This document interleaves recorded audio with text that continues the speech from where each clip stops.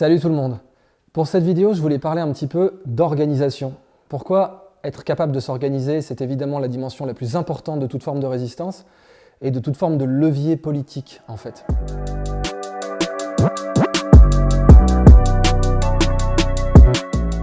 Liberté, égalité et fraternité. Cette triade, elle est encore d'actualité aujourd'hui, même si on nous l'a mise à toutes les sauces, même si aujourd'hui plus personne n'y croit. Et c'est bien ça le problème, alors que ce sont des valeurs très très précieuses. N'oublions pas que la liberté, ça se décrète, on peut la fixer dans la loi. N'oublions pas que l'égalité, ça se décrète, on peut la fixer dans la loi aussi. Même si après, il s'agira de la faire appliquer ou non, c'est-à-dire notamment l'égalité devant la loi. Mais la fraternité, on ne peut pas la décréter. Vous ne pouvez pas poser une loi qui fixe la fraternité. C'est comme ça que j'avais commencé d'ailleurs à l'époque mon rap avec Lord Esperanza, Reste à ta place. La liberté, tu sais, tu peux la décréter. L'égalité, tu peux la décréter. La fraternité, tu la décrètes pas. Et si tu veux massacrer les trois, il y a un moyen très simple pour ça. Et d'ailleurs, merci beaucoup de tous les excellents retours que vous m'avez donnés pour le groupe qu'on a formé, Hyper Doctors, avec Nick MC, Snow et moi-même. On a sorti donc ce premier album de rap. Il faut savoir la jeunesse de cet album de rap, Octogone, disponible sur toutes les plateformes. On l'a enregistré, littéralement composé, enregistré en 4 jours chrono. Donc 4 jours pour trouver les titres des chansons, les paroles, faire l'enregistrement et tout mettre dans la boîte. Voilà, ça s'est fait en moins d'une semaine ouvrable. Et on va en faire un autre, évidemment, vu le succès du truc. Même sur les plateformes, on voit bien le nombre de streams qu'on a eu et les retours qu'on a eu depuis les plateformes aussi. On va clairement en préparer un autre. Mais donc, dans ce Reste à ta place, qui à l'époque était avec Lord Esperanza, j'avais commencé par rappeler que la liberté, on pouvait la décréter, l'égalité, on pouvait la décréter, mais la fraternité, on ne la décrète pas, et que si on voulait détruire les trois, la liberté, l'égalité et la fraternité, eh bien, il fallait pratiquer le reste à ta place. Si tu pratiques le reste à ta place, si vous laissez le gouvernement, si vous laissez l'exécutif pratiquer le reste à ta place, vous allez détruire la liberté, l'égalité et la fraternité. La fraternité, elle est importante parce qu'un petit groupe d'humains bien cohérent peut diriger un groupe d'humains complètement éparpillé. Un groupe d'humains à l'état solide ou liquide, donc solide, ça veut dire plus personne n'entre dans le groupe, plus personne n'en sort. C'est l'état, par exemple, de certaines cellules de crime organisé ou certaines cellules de résistance qui, étant clandestines, ont des attitudes assez similaires dans les situations très très dangereuses, par exemple la Deuxième Guerre mondiale. Vous êtes dans un état solide la plupart du temps, personne n'entre, personne ne sort, et puis des fois vous glissez dans le liquide, c'est-à-dire quelques membres sortent, en général en mourant, et quelques autres rentrent. Mais ça, c'est donc des cellules cohésives. On avait les pirates dans les Caraïbes, on avait tout un tas d'autres cas, mais un petit groupe d'humains cohérents qui pratiquent la fraternité, opérative, au jour le jour, qui se rend des services, parce qu'il n'y a rien de mieux pour pratiquer la fraternité que de se rendre des services, et institutionnaliser le fait qu'on se rende des services mutuels. Eh bien, un petit groupe fraternel peut complètement dominer un groupe plus large, en particulier si ce groupe plus large a été conditionné à détruire sa confiance, à ne pas se faire confiance. Tout le monde a peur de tout le monde, on craint lui parce qu'il est d'une autre religion ou d'un autre parti politique ou d'un autre point de vue ou que sais-je. Et donc, un groupe cohérent et fraternel peut complètement dominer un très large groupe qui est divisé et qui ne se fait pas confiance. Et quand je dis un très large groupe, il faut se rappeler que le sous-continent indien était contrôlé par les Britanniques pendant la période coloniale. Donc vous aviez 10 000 personnes qui étaient capables de régner sur 300 millions. C'est vous dire à quel point la fraternité, la confiance, parce que ces 10 000 personnes étaient des fonctionnaires de la couronne britannique, donc des gens qui se faisaient confiance entre eux, qui savaient pourquoi ils se battaient, qui savaient quelles raisons ils avaient de se faire confiance, être tous sujets britanniques, faire partie du même club, avoir un sentiment profond de nous et de eux, et bien entendu se rendre des services mutuels. Et une fois que vous avez ça, vraiment, vous pouvez dominer une population très très large. Ce qui fait que, bien évidemment, si vous faites partie des dominés, parce que de nos jours, c'est assez frappant, et c'est la raison d'ailleurs pour laquelle j'ai été aussi attaqué, c'est qu'il y a des tas de gens qui n'arrivent pas à comprendre que je ne fais pas partie du jeu dominant-dominé.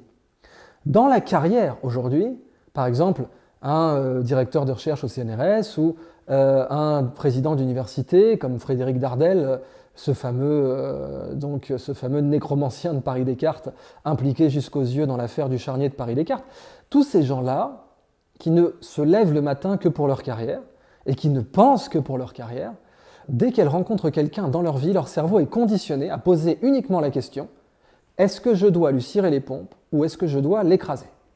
Cirer les pompes ou écraser.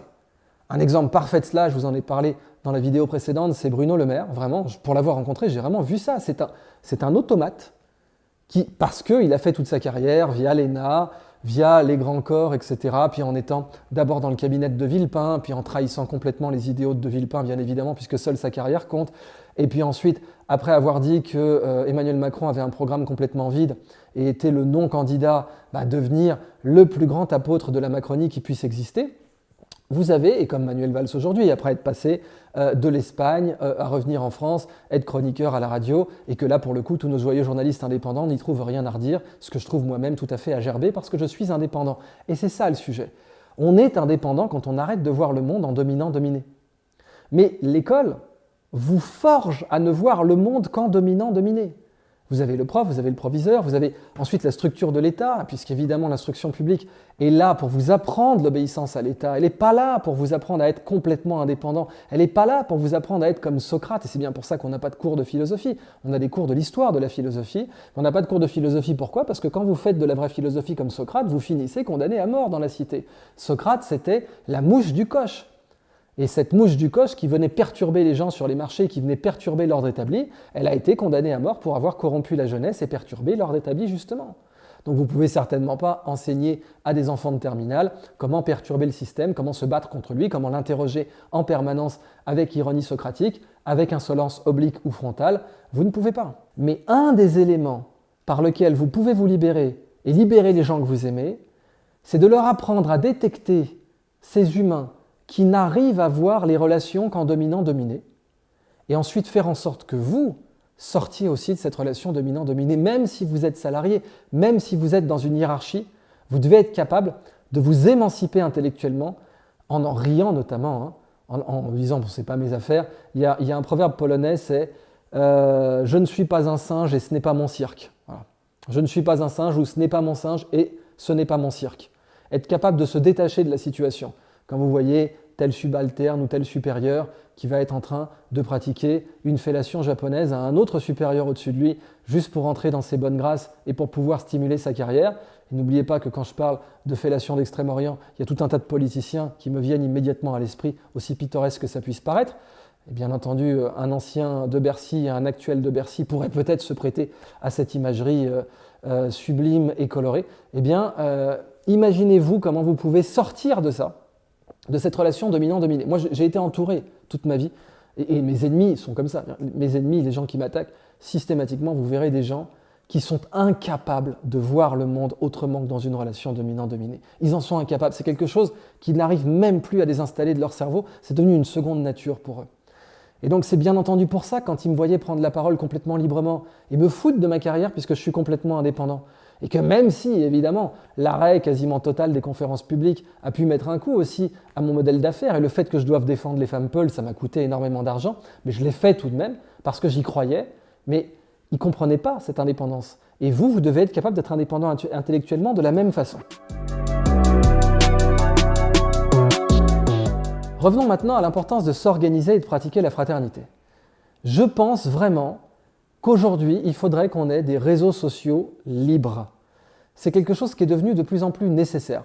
Pour avoir un petit peu étudié, bien sûr, Edward Snowden et Julian Assange, je me suis penché sur les solutions libres. J'ai tout de suite migré vers Signal, par exemple. C'est tout bête, mais au lieu d'être sur WhatsApp, je suis passé à Signal. Et je vous encourage vivement à passer de WhatsApp à Signal, parce que Signal est bien plus protégé et que Signal est libre et n'appartient pas à Facebook. Et quand Facebook vous dit « oui, on n'a pas accès à vos conversations », c'est vrai, mais c'est faux. C'est faux parce que si la NSA le leur demande, ils sont obligés de vous les donner, enfin de les donner à la NSA. C'est la loi. Le génial USA Freedom Act ne fait absolument aucun doute là-dessus. Si jamais il y a une demande, eh bien, Facebook doit donner les données qu'il a sur vous à la NSA. Et si jamais ils ne le font pas, ils se prennent des amendes. Et ils ne peuvent même pas en parler publiquement. Donc voilà, avec Signal, ce n'est pas le cas. Si jamais la NSA demande à Signal vos conversations, Signal va lui faire un très beau numéro de tous les 50 nuances de fuck. Et ça, c'est quelque chose sur lesquels vous devez migrer en fait. Les réseaux qui ont cette liberté. Alors Snowden parlait aussi du fait, et là ça m'a beaucoup choqué parce que longtemps Apple s'était présenté et avec des preuves à l'appui comme un opposant réel à l'arbitraire du FBI aux États-Unis, notamment quand le FBI avait demandé à Apple une backdoor dans certains téléphones pour une situation terroriste, eh bien Apple avait dit non, allez vous faire mettre. Mais maintenant, et Snowden en a beaucoup parlé, eh bien Apple envisage d'avoir un pré-scan de toutes vos photos. Imaginez toutes les backdoors que vous pouvez avoir sur un pré-scan. Je veux dire, c'est un pré-scan soi-disant pour aller chercher les images pédophiles. Bon, j'attends de voir honnêtement parce que je pense qu'à chaque fois qu'on aura des personnes de haut niveau, des magistrats, etc., des personnes importantes qui seront impliquées dans ce genre de réseau, je doute que le pré-scan d'Apple fasse la moindre différence honnêtement. Et j'ai bien pu le voir dans l'affaire absolument sordide des pédophiles de la RTS. Donc honnêtement, j'attends de voir. Mais en tout cas, pré-scanner les photos de tout le monde, vous imaginez toutes les backdoors, toutes les failles de sécurité qu'il peut y avoir. D'ailleurs, j'avais écrit dans le Figaro qu'il y aurait des failles de sécurité sur notamment le pass sanitaire. J'avais écrit ça quand c'était un débat avec le porte-parole du gouvernement pour ou contre le pass sanitaire. Et j'avais écrit, vous allez voir, ils vont vous dire qu'il y aura une protection des données. N'en croyez rien, évidemment qu'elles sont piratables. Et dernièrement, on s'est retrouvé avec le pass sanitaire d'Emmanuel Macron, tranquillement, publié. Et je vais même vous dire mieux que ça. Je connais quelqu'un qui l'a passé au cinéma et ça a marché. Donc tranquillement, à l'UGC Ciné-Cité des Halles, je vais même vous dire lequel, ils pourront regarder. Je connais quelqu'un qui a passé le pass de Macron, il a fonctionné. Donc dans la mesure où il a tourné, amusez-vous, faites-le passer vous aussi. Ça vous prouve bien que quand on vous dit oui, sécurité des données, fais confiance, etc., c'est du flan irlandais, c'est pas vrai. Évidemment qu'un hacker, si un hacker peut vous hacker Facebook, évidemment qu'un hacker peut vous hacker les données gouvernementales qui sont infiniment moins protégées. Donc comment faire un réseau social qui serait complètement libre, qui serait idéalement sur blockchain et qu'on pourrait utiliser nous pour nous réunir? Maintenant que ma thèse de Polytechnique a paru, vous vous rappelez que j'avais le projet Créage, il est dans cette fameuse conférence que j'ai faite sur YouTube qui a fait donc 7 millions de vues. Et vous savez que ma plus grande erreur sur ce projet, ça a été de ne pas le faire open source. À l'époque, il n'y avait pas de solution open source pour faire ce projet honnêtement. J'avais regardé entre Unity 3D, d'autres moteurs de jeux vidéo, etc. pour avoir ces fonctionnalités avec le budget que j'avais évidemment, parce que j'ai mis un peu plus de 300 000 balles dans Créage et malheureusement, ça n'a pas été suffisant.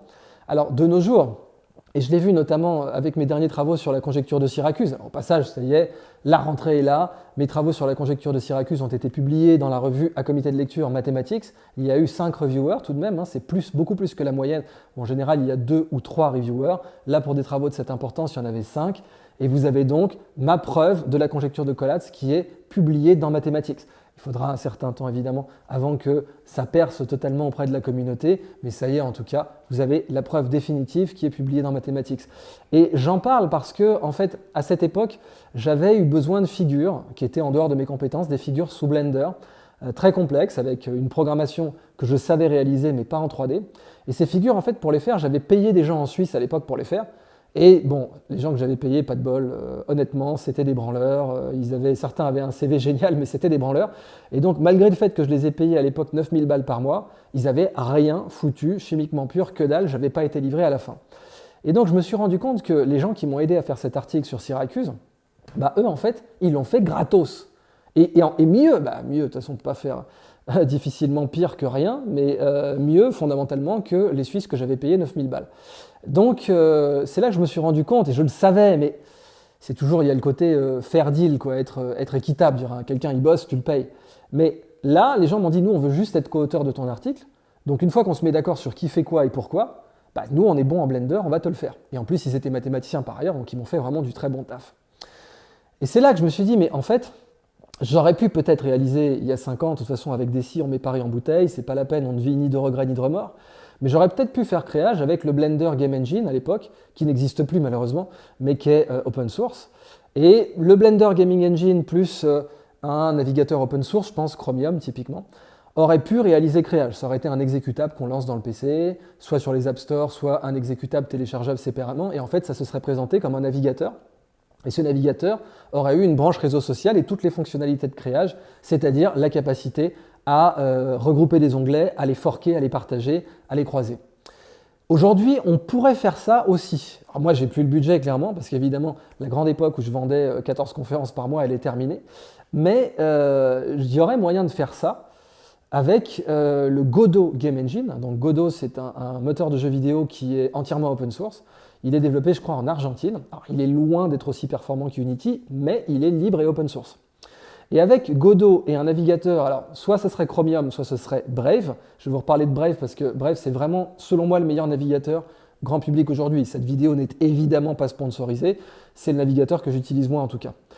Et Brave est open source en l'occurrence et il est basé sur Chromium. Alors je vous parle de Brave 2 secondes parce que Brave est un navigateur qui bloque les pubs, qui bloque le tracking par défaut. Et en fait, ils ont aussi fait une ICO où ils ont émis un token donc sur blockchain, je crois que c'était un ERC20 sur Ethereum donc, et ce token s'appelle le Basic Attention Token et c'est comme ça qu'ils ont financé Brave.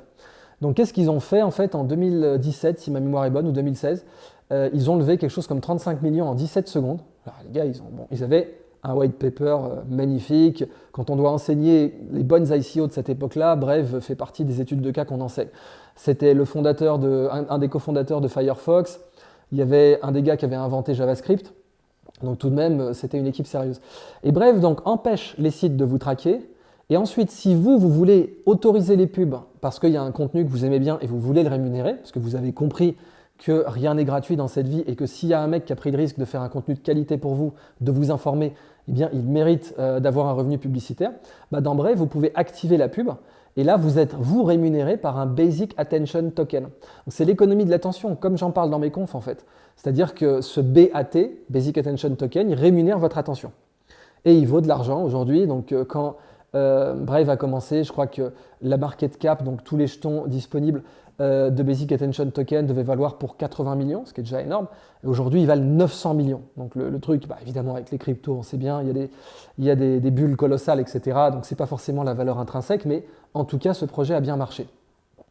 Alors, moi, évidemment, ce que j'aurais imaginé comme réseau social pour que les gens puissent vraiment d'abord anonymiser leur navigation, bien entendu, partager entre eux, se réunir et avoir un modèle en Web 3D comme j'en ai toujours rêvé, eh bien ça serait de forker Brave et Godot en fait.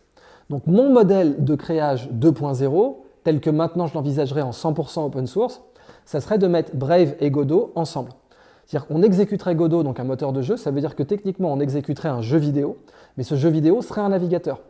Il serait un navigateur qui spatialiserait des onglets, comme j'ai prévu de le faire dans Créage. Regardez ma thèse de Polytechnique. Au passage, c'est magnifique. Ça leur a tellement fait un double doigt à ces abrutis. Ça a été la thèse la plus téléchargée de l'histoire de la motherfucking école Polytechnique. La thèse la plus téléchargée, c'est celle dont ils ont dit et dont ils ont menti en disant qu'elle n'avait jamais été faite chez eux. J'adore. Je leur fais un magnifique bisou à ces teubés. Je vous aime. Maintenant, donc voilà, vous l'avez disponible, évidemment, elle était sous embargo pour des raisons de sûreté industrielle, mais maintenant tout est disponible, vous pouvez voir mon projet initial. Et mon projet 2.0, donc maintenant, ça serait de le faire en 100% Godot Brave ou Godot Chromium. Honnêtement, je ne sais pas encore si...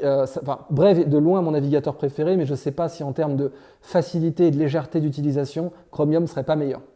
Mais là, on pourrait concevoir un réseau social libre et open source sur lequel on pourrait se réunir.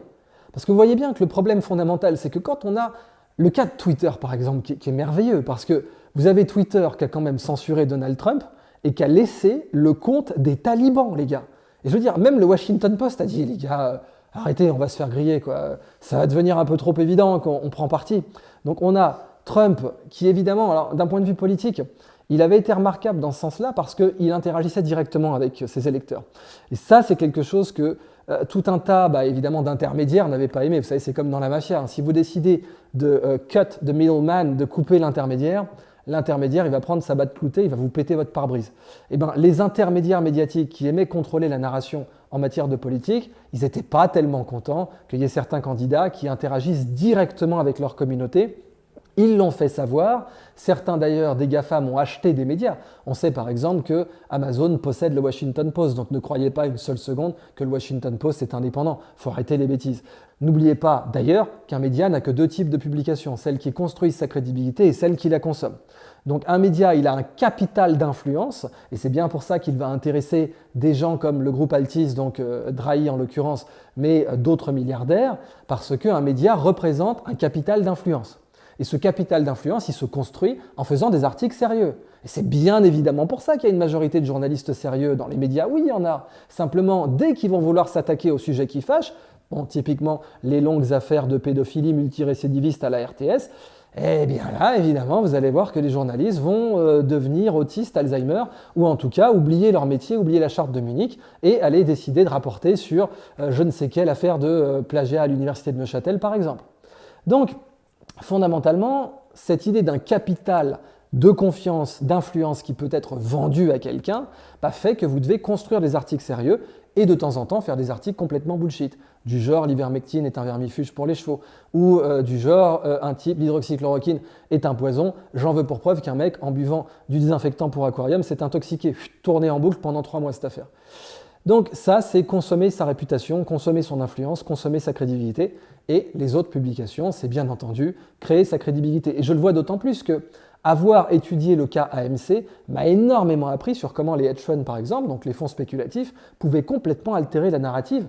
C'était intéressant de voir comment vous aviez 14 titres de presse en ligne qui disaient « Forget AMC ». C'était The Motley Fool, c'était d'autres médias, Yahoo Finance, etc. Mais 14 d'un coup en une semaine, 2 par jour, juste pour influencer les marchés, évidemment. On avait eu le cas de Tether, par exemple. Bon, je ne vais pas les pleurer, je vous rassure, mais la société Tether avait été victime d'une attaque short, donc les fonds spéculatifs, les hedge funds avaient essayé de tuer l'action. Et comment ils ont fait? Ils ont payé dans USA Today un article qui disait que tel Tether était à 10 000 ou 15 000 volts, je ne sais plus. C'était faux, c'était complètement faux. Mais c'était légal, parce qu'en matière légale, vous avez le droit de mettre le mensonge en première page, et ensuite vous avez le droit de vous dédire 5 jours plus tard dans 2 lignes en 7e page. C'est légal. Mais évidemment, le mal est fait. Si vous mettez la fake news en première page et que 5 jours plus tard, vous mettez un petit dédit vite fait, on s'est gouré, c'était pas 15 000, c'était 500, évidemment que l'action va dévisser quand même. Et les hedge funds avaient été à l'origine de ça. Donc voir comment, pour des gros sous, parce que c'est toujours ça évidemment l'enjeu, vous pouvez manipuler la presse écrite ou bien sûr la presse télévisée, ne reparlons pas de CNN et de Daffy Duck, j'adore les aligner là-dessus, mais sérieusement, comment pouvez-vous prendre au sérieux une chaîne de télévision qui fait partie du Warner Group? Non mais sans déconner, je veux dire au bout d'un moment. Si vous aviez une chaîne de télévision en France qui était gérée par les grosses têtes, j'en sais rien, ça serait pas sérieux. Même les Guignols, ils parodiaient ça, ils disaient on est les Guignols de l'info, mais ils n'étaient pas fact-checkers les mecs.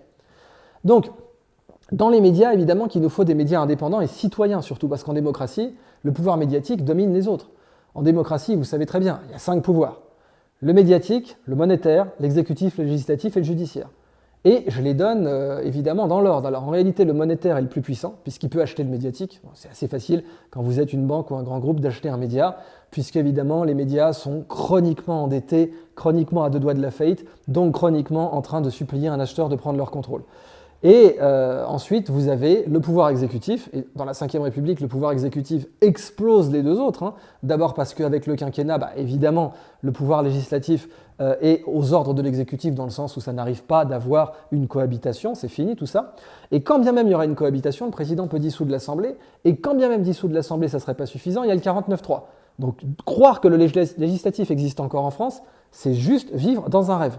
Et le judiciaire, évidemment, les magistrats en France dépendent du garde des Sceaux. Donc sur les vraies affaires, je ne dis pas que les magistrats ne font pas leur travail, et évidemment que la majorité des magistrats font leur travail, mais si jamais il y a une affaire vraiment politique, comme l'affaire Fillon typiquement, hein, pour ne citer personne, eh bien là, vous pouvez être sûr que le travail sera un tout petit peu asymétrique et orienté, parce que l'exécutif a une marge de manœuvre sur le judiciaire qu'il ne devrait juste pas avoir. Bon. Donc reprendre le contrôle médiatique et le contrôle monétaire, ça semble tout à fait important. De là, l'importance de pouvoir faire un réseau social sur blockchain, donc un navigateur sur blockchain qui inclut réseau social, puisque comme ce serait du Web 3D, je pense à des initiatives comme Decentraland, avec un tout petit peu de Second Life, mais pas trop quand même, parce que Second Life, la qualité est merdique, mais l'idée générale, là, ce serait ce que j'aimerais faire. Donc on aurait un exécutable réalisé sous Godot, qui collerait en fait Brave ou Chromium, et ensuite qui permettrait de spatialiser les onglets, qui permettrait d'échanger des revues de web, en fait, donc des groupes d'onglets sur n'importe quel sujet, qui permettrait de savoir avec qui vous les échangez, d'être suivi, de partager ça, et évidemment d'avoir en rémunération des transactions un token comme le Basic Attention Token, qui rémunérerait donc en gros si vous avez fait un bon groupe d'onglets bien pertinent, que les gens forquent parce que vraiment c'est une super revue, ça vaudrait beaucoup mieux qu'un thread Twitter d'ailleurs, eh bien là vous seriez rémunéré par le token de créage. Voilà ce que j'aimerais faire en fait dans cette période, avoir un réseau décentralisé open source, tirer complètement les leçons de mes erreurs précédentes, à savoir d'avoir voulu déjà le financer moi-même, mais surtout, ce n'était pas le sujet du financement qui comptait, c'était le sujet des ressources humaines. Entre je veux faire des images sous Blender pour illustrer ma preuve de Syracuse, et je paye des gens pour faire ça, et je ne suis pas livré, et les mecs c'est des branques, et je suis refait de 32 000 € à la fin, et avoir demandé des volontaires, dire écoutez les gars, on a besoin de votre aide, si vous connaissez dans votre réseau quelqu'un qui s'y connaît en Blender, ramenez-le, on va bosser ensemble. C'est comme ça qu'on a fait Super France. Super France, on a juste dit voilà les gars, on veut faire un tour de France, de l'espoir, on veut rappeler que la France a d'énormes avantages, a d'énormes opportunités d'emploi, notamment dans le traitement des déchets. C'est le temps de le rappeler, bon sang. Eh ben, en quelque chose comme 2 semaines, on avait des étapes, des salles qui avaient été mises à disposition, etc. J'étais bluffé. Et ça a beaucoup mieux marché que si on avait essayé de l'organiser comme une entreprise. Donc là, pour le coup, le réseau social des personnes qui veulent s'informer par elles-mêmes et qui ne laisseront rien passer en matière de liberté publique, qui sera indépendant et qu'elles contrôleront elles-mêmes, eh bien évidemment, il faut le faire avec un appel à bénévoles. Il faut arrêter les conneries de bosser au contrat et de dire « bon, toi, tu vas me livrer ça pour telle date ». Il faut des gens qui savent pourquoi ils se battent et qui adhèrent au projet et qui veuillent faire un réseau social décentralisé open source avec son propre token, parce qu'évidemment, vous aurez compris qu'avoir un token, c'est aussi ce qui vous permet d'avoir un tout petit bout, il ne faut pas rêver non plus tout le pouvoir monétaire d'un coup, mais un tout petit bout du pouvoir monétaire. J'en parle d'autant plus que dernièrement, vous avez bien vu que le Salvador a adopté le Bitcoin, dont tous les économistes vous disaient c'est pas une monnaie. Et cette inénarrable Christine Lagarde continue à vous dire que le Bitcoin n'est pas une monnaie. Pareil, si la boussole Christine Lagarde, elle vous dit que c'est pas une monnaie, ça veut dire que Bitcoin en fait c'est pas une monnaie, c'est la monnaie, c'est the money. Pourquoi ? Parce que si Lagarde dit que c'en est pas une, c'est évidemment une monnaie. Bon. Donc, fondamentalement, quand vous avez le Salvador qui impose le Bitcoin comme monnaie de réserve, et mieux que ça, j'ai adoré, vous aviez, parce que Western Union, évidemment, vous savez, il y a énormément du budget de ces États d'Amérique latine qui vient en fait des retours de cash des expatriés. Donc les familles qui sont d'origine salvadorienne, qui sont aux États-Unis par exemple, au Canada, etc., une grande partie de l'économie du pays tourne autour des chèques qui sont envoyés au pays. C'est valable aussi pour beaucoup de pays d'Afrique. Or, ces chèques, ils sont envoyés comment ? Par Western Union, qui prend une commission de gros bâtards. C'est un terme technique. Avec Bitcoin, ça ne sera pas le cas. Et donc, vous avez le président du Salvador. Il y avait un tweet qui disait Western Union risque de perdre 500 millions de dollars par an à cause du fait que le Salvador est passé au Bitcoin.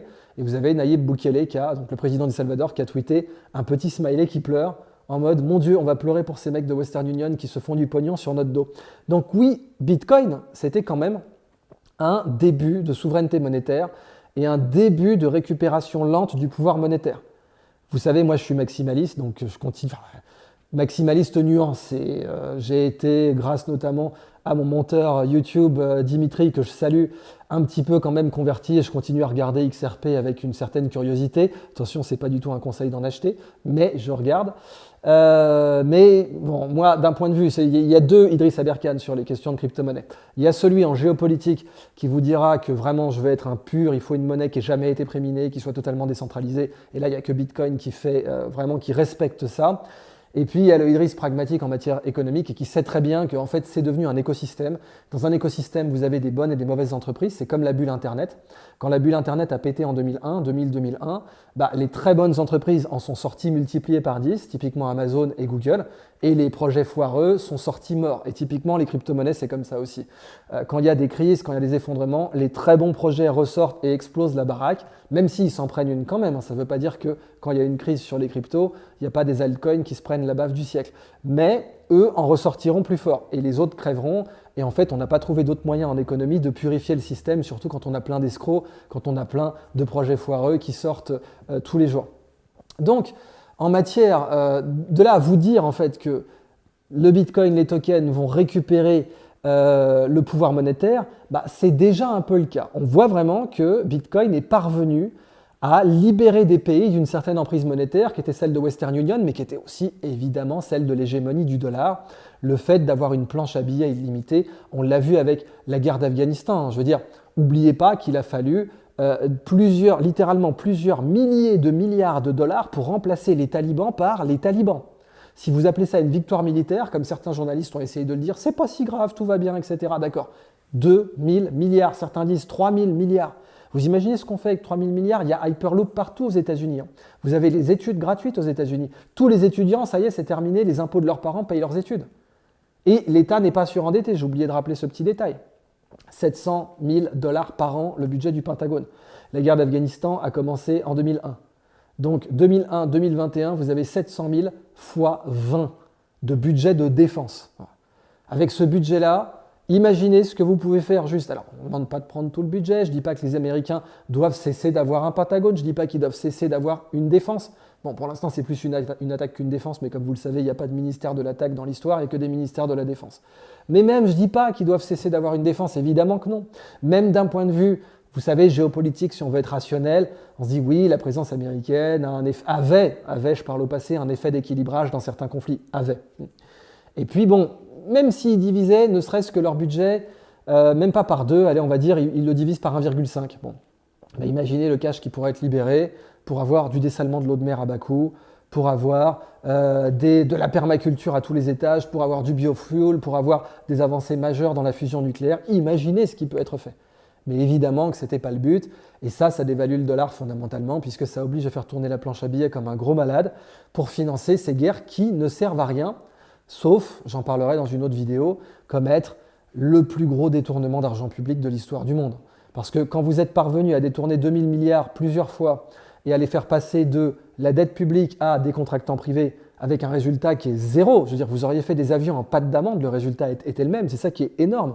C'est-à-dire que le résultat tactique et stratégique sur le terrain en Afghanistan est absolument le même, je vais même dire pire que ça. Si on n'avait rien fait à l'époque, les talibans auraient pu rester diabolisables en Afghanistan. Parce qu'ils continuent à tuer, ils continuent à égorger, ils continuent à violer, il n'y a pas de problème. Mais maintenant, c'est des héros.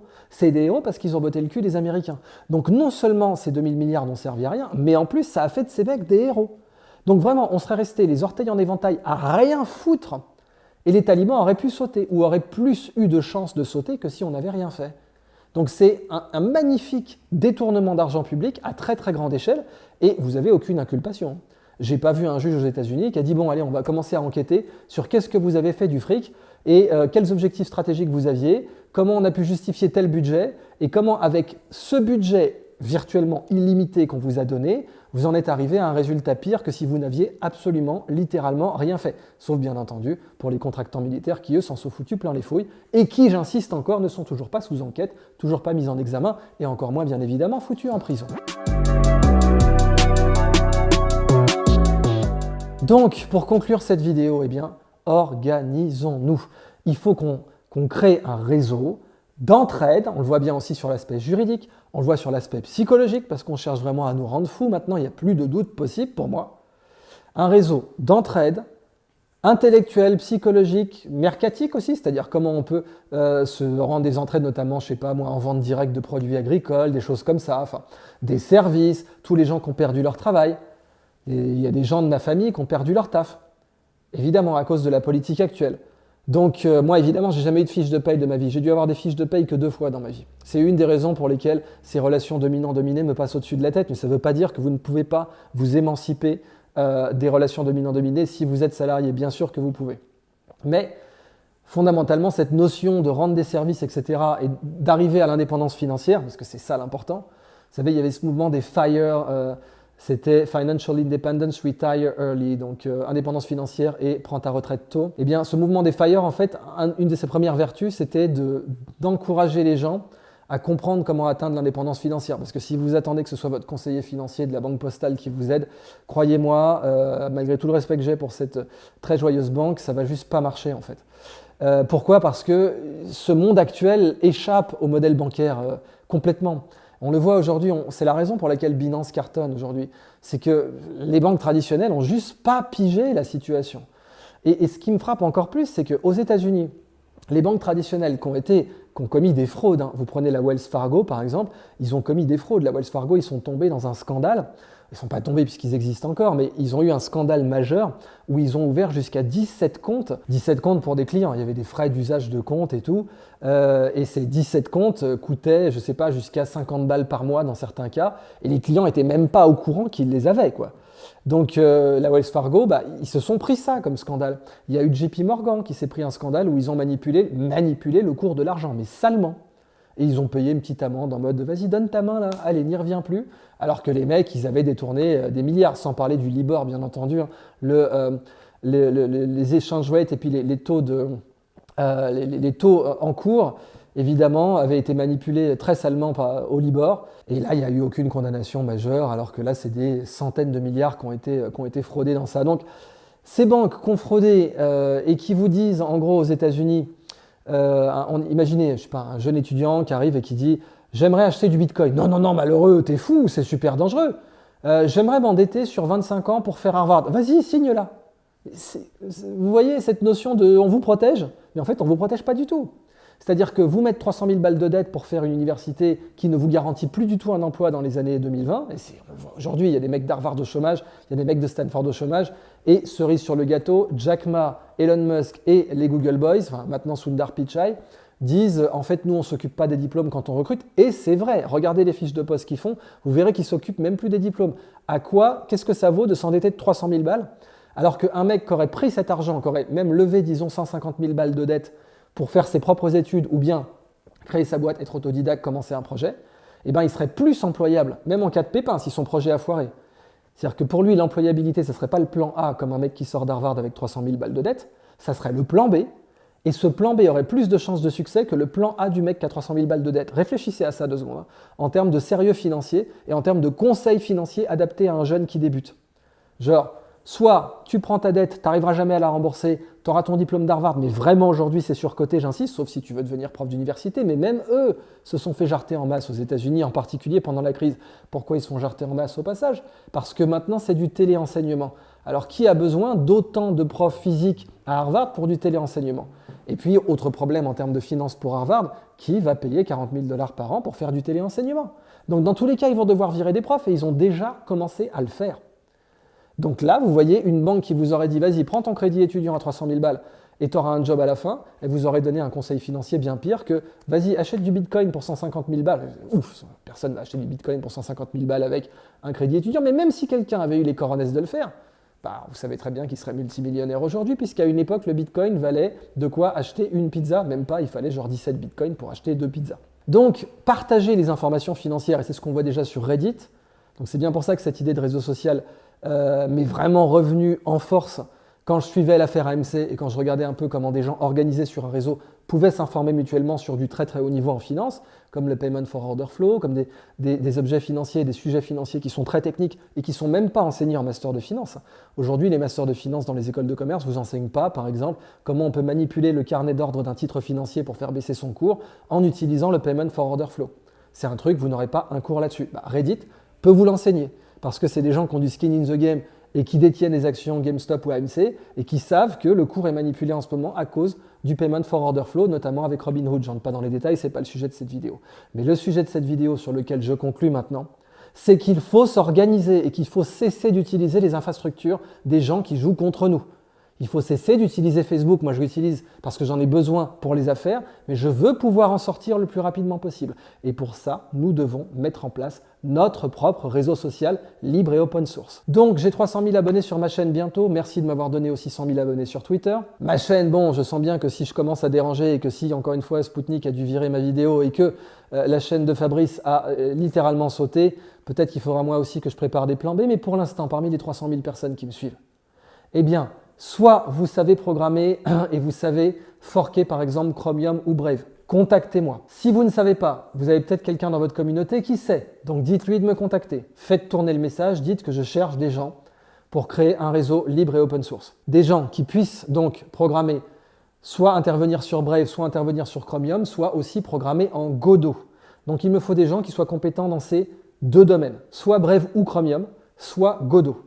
Et ces 2 ensemble, rejoignez-moi, faisons un réseau social libre et open source. Parce que ça, c'est l'outil, c'est la technologie de la fraternité dont on a besoin aujourd'hui. Et j'ai besoin de gens qui soient dévoués au projet, qui ne le fassent pas juste parce qu'il y a un appel d'offres, qui le fassent parce qu'ils savent très bien quelle est sa finalité, comment il va permettre de libérer les gens, de leur permettre de s'informer par eux-mêmes, d'échanger de l'information davantage sur Internet, d'échanger également des biens et des services pour pouvoir s'organiser et développer une technologie de la fraternité.